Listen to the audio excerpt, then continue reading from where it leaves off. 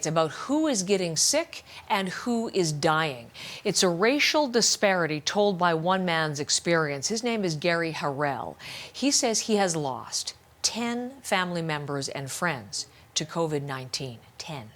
Hundreds of people, just numbers of people, any number of people associated with those people who are grieving that loss. And it's kind of hard you can't ignore it. It just seems like so much. So this is, as I say, a new storyline emerging, and a very important one that they're dealing with the United States. The new data coming out that shows African Americans and people of color are dying in the pandemic, and it's just a disproportionate amount. Senior Washington editor Lindsay Duncombe is on the story with more on this disparity. Lindsay, good morning. Good morning. My phone decided to go off there. No trouble. Everyone wants to hear your reporting on this story. Sorry, it's not in any way a funny story at all. It's something that they've really been talking to, I've noticed, in the last couple of days in the briefings, the coronavirus task force, and in American media.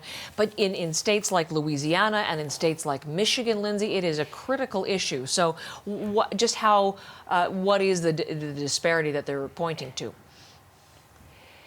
You know, it's really hard to get a full picture because we're getting data from certain states, like the states you mentioned, but not any sort of aggregate federal data and not key data from the hardest hit state. That would be New York. And what we know from states like Louisiana is the numbers are concerning.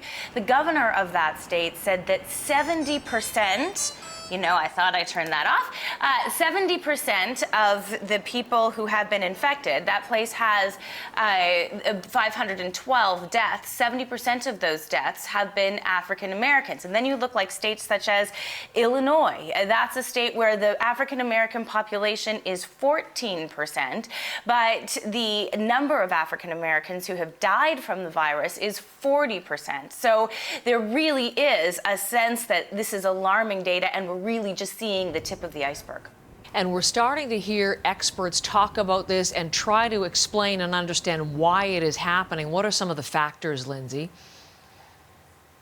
There's a couple of key factors, and they're linked together, Heather. That would be health and economics. This was in the White House coronavirus briefing yesterday. Dr. Fauci said that part of the reason why this is happening is because of pre-existing conditions that are present in the African American community. Here's what he had to say. When you look at the predisposing conditions that lead to a bad outcome with coronavirus, the things that get people into ICUs, that require intubation and often lead to death, they are just those very comorbidities that are unfortunately disproportionately prevalent in the African American population. So we're very concerned about that. It's very sad.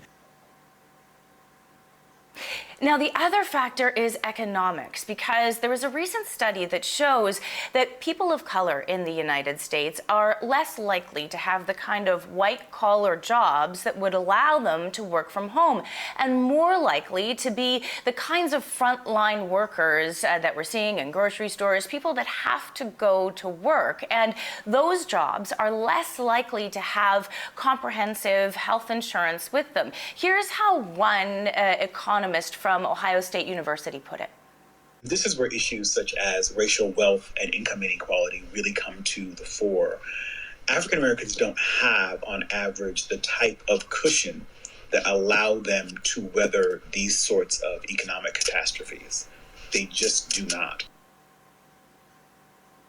So alarming, and certainly there are a number of states, a number of organizations, a number of people who are really calling for more data so that there can be a fuller understanding of just how at risk these communities of color truly are. Going to be a great deal of further study, I would think, in terms of all of this over the days to come. So, Lindsay, thank you for bringing that story forward. Lindsay Duncombe is our senior Washington editor there.